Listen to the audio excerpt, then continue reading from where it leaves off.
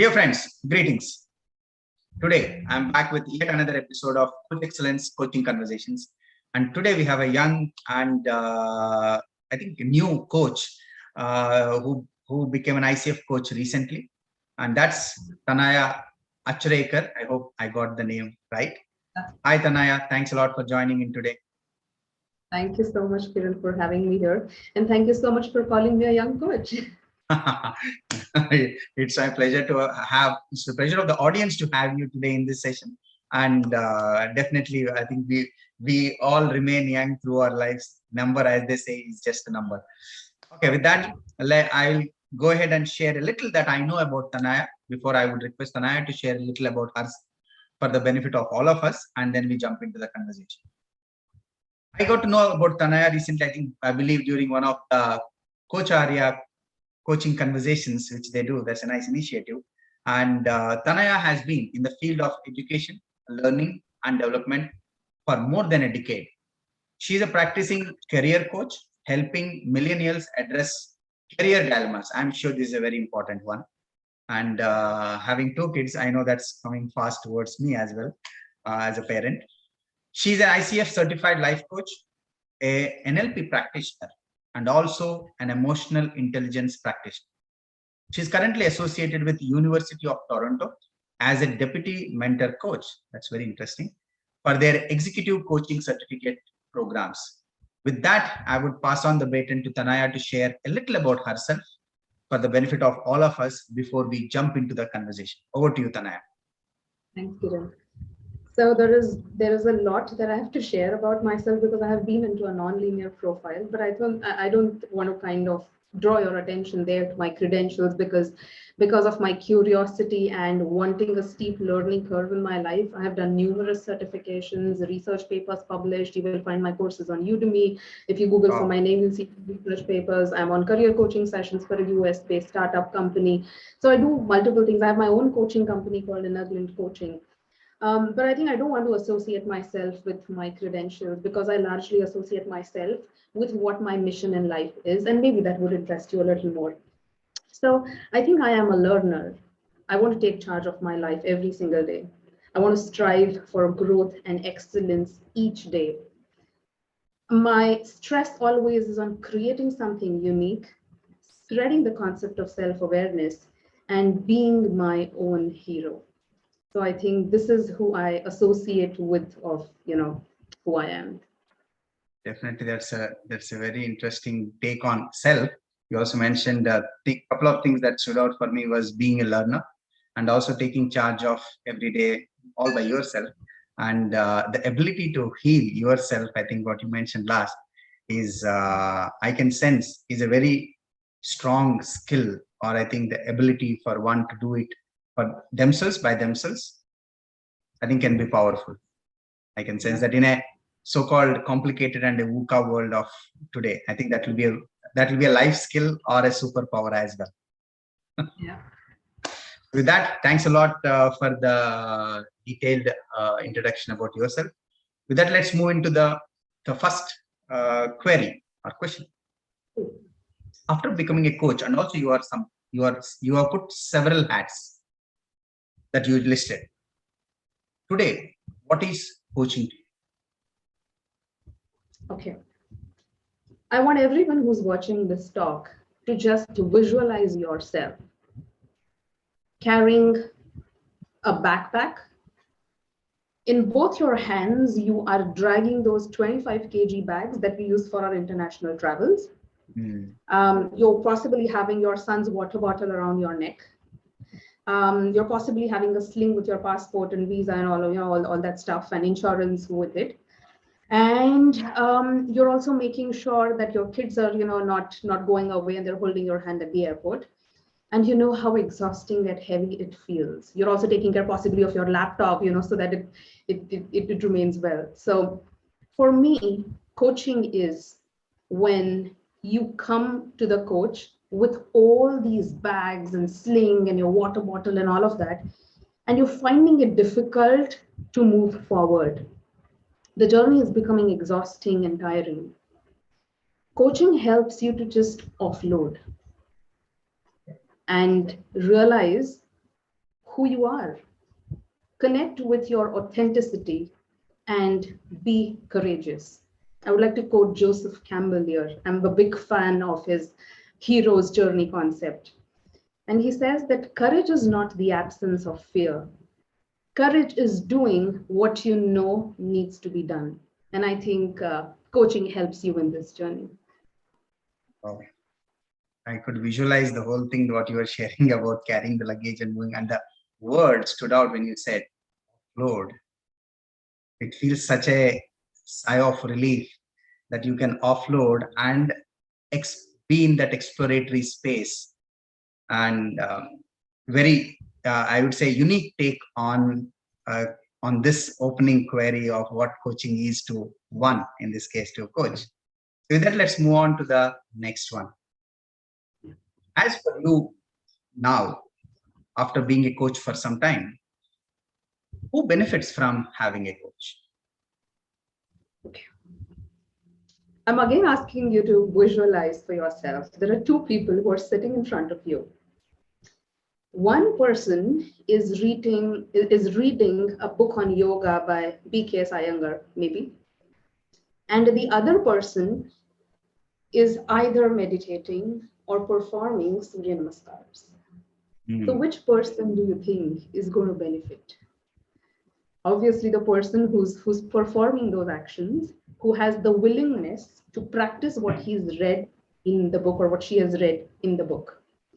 So anybody can benefit from coaching, provided you have the willingness to put into action what you know, and willingness to be, or the intent rather, I would call, to be consistent with taking actions. So anybody on this planet can be, I think, benefited with coaching. Wow, that's a nice pair of example and a short line. When you said the line, willingness to put in action, you also added it up with, paired it up well with the intent towards eventual action. So one can read any number of books, but if it lacks application, and definitely in coaching, I can't agree more, how important that action part, and mostly the action is chosen by me, coaching. Yeah. So anyone who is willing to put in the action, I think this is one of the shortest way to summarize this, can benefit from having it. Absolutely. Fantastic. So with that, let's move to the third part. You look around and there is a myth around anything that you can put a finger to. Coaching is no exception. There are plenty and enough of myths around coaching. What would be that one myth about coaching that, given an opportunity, you would like to burst for the benefit of the audience? I think this is a myth that newbie coaches also hold, and also the prospective clients hold. And that is, coaching is just having a conversation with a coach. What else? Maybe it's a different style of a conversation. But I beg your pardon here. For me, a coaching conversation is just not a conversation. It is, of course, a structured conversation. The coach is qualified, is aware of certain tools, is aware of certain way of asking questions, is acting as an observer, a detached observer at the same time, is presencing your energy levels, your breath, your words, your exasperation, your stress, your sorrow, your joy, all the emotions. And through these roles, you as a client are undergoing a journey of kind of getting down the stairs and getting into a room that has answers for you. So with every question, you get down the staircase a couple of steps that is leading you to that room that has the answers that you are seeking. So I would like to bust this myth that it's not a generic conversation, but in that conversation when you're responding, you're actually climbing down those steps and getting deeper and deeper within yourself. So I think, that's what a coaching conversation would be for me. And I think the effect also is not restricted to what happens in the coaching conversation, but we as coaches and the coaching theory believes that largely the transformation happens between two coaching sessions. That's interesting. A lot happens between the two coaching conversations. that definitely stands out. While you're sharing in the beginning, when you use that word that stood out, I just had to pick it up quickly, was the detached observer that a coach is. I think that's very powerful, the word detached. And also when you shared about it's a journey into the room full of answers, I think visualizing it, it's so fascinating that. And last you said, I think from what you emphasized on, it is not a just another conversation. In my words, I was trying to see how it relate with. I think this is a conversation with maximum presence and attention.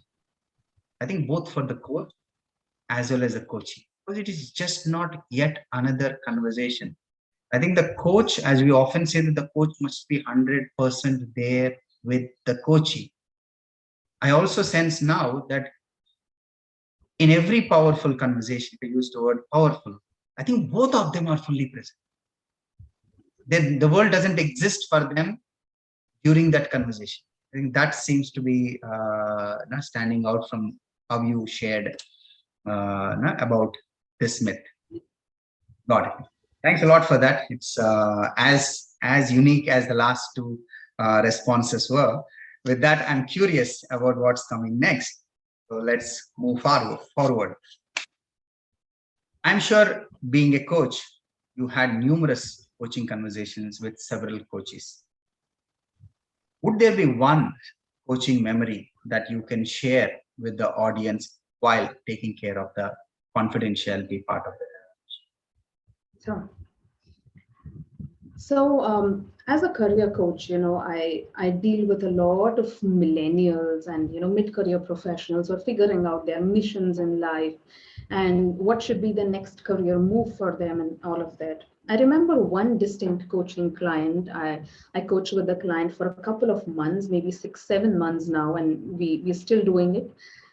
There was this one coaching conversation where the client said that I'm really, really, really excited to be on this call. I said, fine, okay, I couldn't make sense of what was happening. And the client enters the coaching, and the client has with them a thick book, a notebook. And out of curiosity, I asked, what does this book mean for our conversation today? And the client says, it's all about this book, Tanaya, today. And the client was so excited. And the client read out the points majorly, those were the highlights of the things that the client had written down, basis their self-reflection about themselves in the last 2 weeks. And the client said, Tanaya, I couldn't stop writing.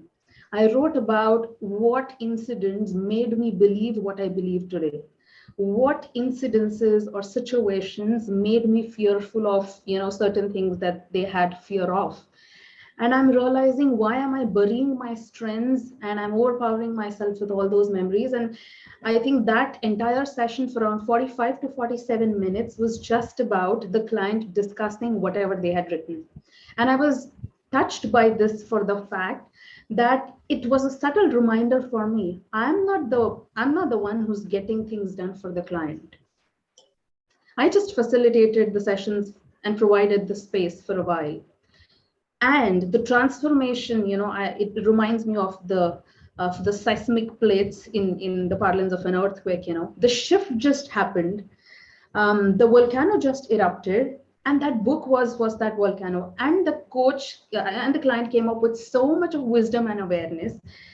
So that's kind of an unforgettable memory for me in my coaching journey so far. I was amazed by the amount of transformation that coaching sessions could make. In fact, I was witnessing that coach's excitement in you when you were sharing the excitement with which the coachee has come in. I think that gives me a thought on the power of reflection. That seems to have emerged in the form of what they captured it in that book, and they were eager like a child to bring it and present and share it with you. And as you also said, coaches take pride, I believe, in just being that facilitator and providing a safe space. I think they probably don't ask or expect anything beyond that. And they are also happy to be the witness to what you just shared, moments like this. Some may be painful, some may be powerful in a way, moving the person to tears, but I think that's all part of the process. Great. Thanks a lot for sharing that with the audience. So with that, let's move to something that I picked up when we were having the knowing each other conversation. During that part of the conversation, you made a mention about something very interesting, often spoken about, called unconditional positive regard. As a coach and as an individual also, what is it? Because I remember you explained it and you shared it in a very unique fashion. Could you just go ahead and share it once again for the benefit of all of us? I was intrigued by this concept since my coach training days on unconditional positive regard. Like all of you who've been through this coaching journey, or many who are listening to this conversation and are yet to embark on this journey, we always know, and as a soft skill trainer myself, we always know that people make impressions within the first 3 to 5 seconds when you see an individual. Impression is nothing but a judgment. So you're forming an opinion about a person basis their clothing, their language, the way they dress up, the way they carry themselves, and all of that. And this is scientifically done because our brain has a very limited processing capacity. So what our brain does is it takes information and it categorizes them into files. And the moment you see something identical to the file that you have in your brain, you correlate and you pass a judgment, because then the processing stops. So your brain can use its capability to something else. So that's how your brain works. And knowing all of this, I thought, is it ever possible to have an unconditional positive regard? To form these judgments, which our brain does form, which you can't scientifically just stop. This happens. And yet, how do you step out of that space or circle of judgment and still have an unconditional positive regard? It took me a while, 2 years maybe. I'm still practicing that. I can't say I'm in the best of the position, because in your personal lives, when you are like an interested party having a vested interest, you really can't just say, oh, you're blaming me, but I still have an unconditional positive regard for you. That doesn't happen. But largely, at least after the conversation, I'm able to reflect on and trust the other person that they are doing their best to make the best out of this situation. And the moment I say this to me, it makes me feel 10 kgs lighter, I'm telling you.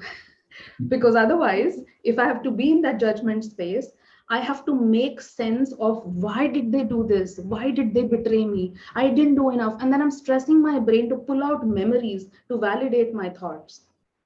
And at the same time, then all these thoughts create a filter for me. And I have my next conversation with the person using all these thick filters that I formed because of my memories. So a couple of benefits of positive regard I just realized is I feel lighter as a person. I hold less grudges. In a coaching conversation, I appreciate and acknowledge the person for taking the first step to knowing themselves by signing up for a coaching session. Second, I want to acknowledge them by showing up for the coaching conversation. Third, I want to acknowledge them for being vulnerable in our conversation. So there are so many positive things for me to observe, rather than thinking, oh, it's such a silly thing, they should have done it by themselves, or oh, why are they not taking those efforts? It's so tough. And I think it just reduces overall stress and processing, as an individual. So whether you're a coach, not a coach, this concept of unconditional regard is extremely simple and yet very powerful. And I think that's made me write a quick hashtag, stay light. Yeah. And I think it's so natural. You started with the word. The moment we form an impression, it's nothing but a form of a judgment. And I think it's come so naturally and so swiftly to human beings, whether it is us or whether it is the environment in which we have grown, and the role of the brain, how you mentioned, it plays, because there is a science part there. And I could relate it with this often used term called stereotyping. You find it very easy to stereotype so you can proceed. But unfortunately, thereby, I might have made my then and future conversations difficult, or the meetings with them opinionated, or through a filter at minimum. If nothing, it comes through a filter, which is not required. Stay light. Yeah. So yeah. I think I vouch for it that when you said it's not easy, the moment a moment presents itself to you, your mind starts doing its job. And it takes often effort to tell the mind, this is not my business. Let Yep. me move to the space of unconditional positive regard, which is better space. Thanks a lot for that. I'm sure this is very powerful for every individual, and it has a lot of good it can do to the universe. Yeah. With that, let's move to the next one, probably the last question, last topic for the evening. I also noticed that you are a NLP practitioner and an emotional intelligence practitioner. So while these two fascinate me, because I try to do some simple course on NLP, emotional intelligence, I'm familiar, but not an expert at it. I'm curious, how does a coach having these skills support her or him in a normal coaching conversation? I'm sharing this being mindful of that we say a coach only brings presence, curiosity, and a safe space to the conversation. I want to put that context while I share this curiosity with you. What's your take on it? Having these skills, how does it support a normal coaching conversation? Interesting question. Thank you so much for this question, because I had this question before I wanted to sign up for these programs, because the ICF way we are trained is, just bring your presence to the coaching conversation, and the transformation automatically keeps happening with your presence and observation and, asking questions. I don't look at emotional intelligence or NLP as a tool that I'm going to use in my coaching conversation, but I definitely use them as tools to strengthen my own awareness and presence. So let me share an example with you. NLP is basically knowing your mind, retraining your mind, or changing the way what it has picked up. Again, I want to quote Joseph Campbell here. Love is what you're born with. Fear is something that you learn. So for example, I had a dog bite when I was 14, example, and now I fear dogs. Fear is nothing, but it's a positive intention that my body has for myself, that stay away from dogs because they've harmed you when you were a child. If I'm aware of the positive intention of my fear, it becomes easier for me to address its concern and tell them that I'm in the car, the dog can't come inside. And, and then I can take care and I can just feel safe. So if you are able to understand your mind, especially also in the coaching conversation, there are situations where a client has a story that is similar to ours. And then we suddenly get involved and we start visualizing our past. If you are aware and you know how your mind operates or what's happening, and that also ties in with your emotions, okay, I'm feeling emotional because this was my story a couple of years ago.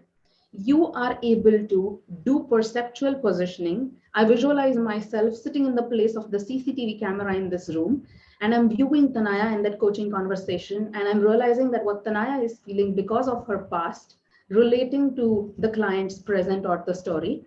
And Tanaya is now a coach. She needs to keep that story aside.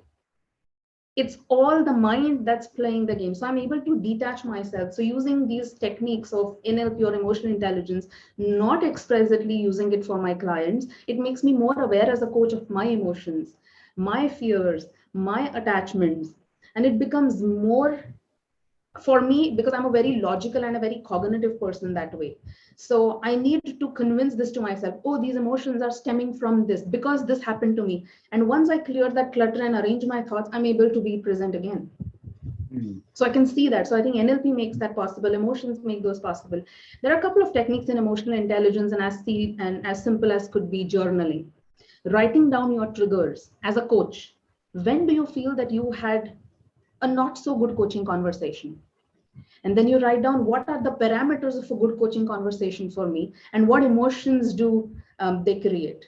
So you're able to actually do a lot of self-analysis, using these tools for yourself as a coach. And whoever are technology fans, we all know that data analytics is a big thing. It's like a big boom. So in any coaching conversation, observing emotions of your client are simply data points for you. So you don't have to worry about powerful questions. You don't have to worry about anything else. If you're observant and you're sensing the energy and the emotions, the coaching session is, it's very simple then. Very interesting.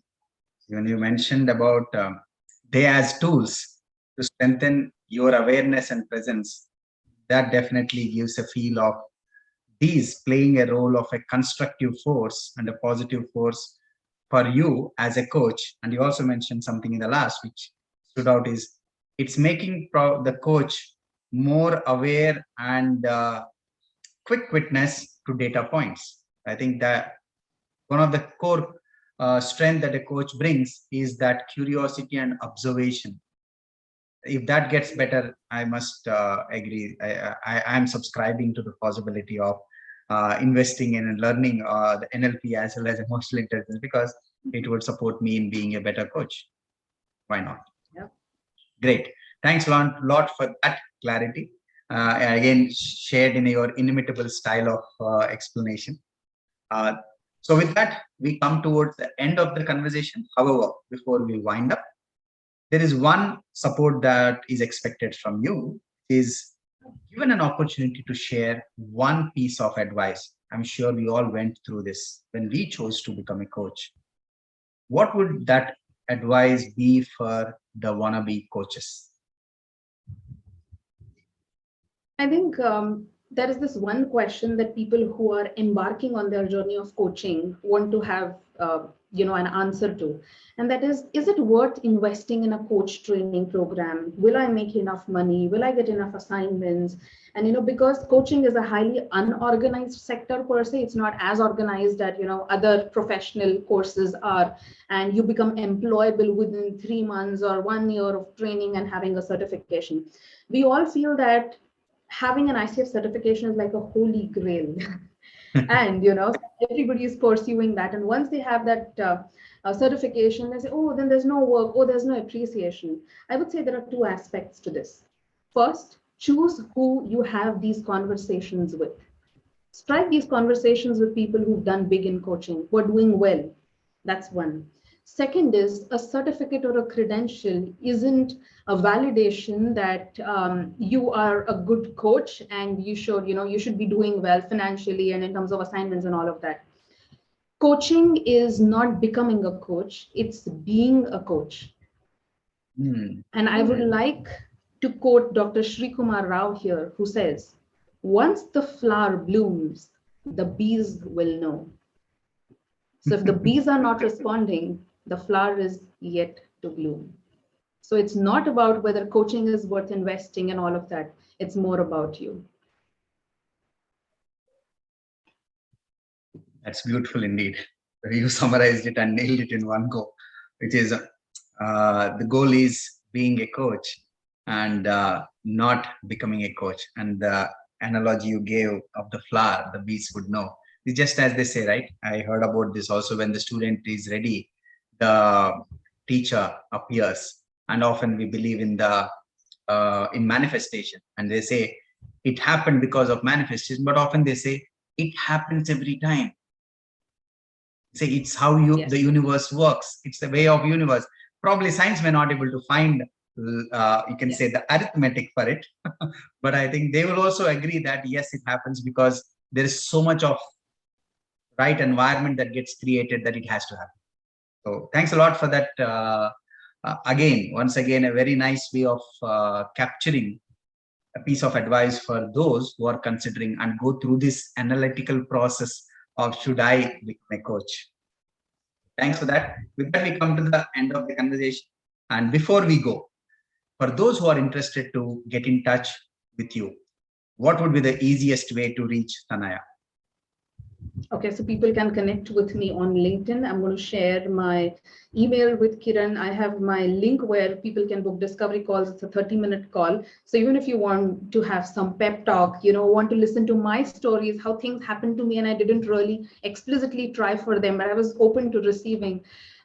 So it's no other stories. These are my personal stories and experiences. So if that helps them, I would be more than happy to be a part of your journey and support you there. So anytime my calendar link will be made available, under this video link. So I look forward to having that conversation with you. I'll go ahead and list the email address as well as the links through which the audience can get in touch with you. Thanks a lot for that. So with that, over to the audience. Friends, we hope the conversation was supportive to you in some ways. Please feel free to share this with your friends, as many who may benefit from viewing this episode. And if you have any questions or queries, please feel free to drop a line in the comment section. Myself or Tanaya will be glad to respond, and that's a promise. And if you have liked the session, please go ahead and hit the like. That's how we get to know that you have enjoyed the conversation. And please feel free to hit the subscribe button so that whenever the next episode gets uploaded, you will be among the first to get intimated. So till we meet again, please be safe and keep smiling. God bless all. And before we leave, one more time, a big thanks to Coach Tanaya for making time for this conversation for all of us. Thank you, Tanaya. Thank you.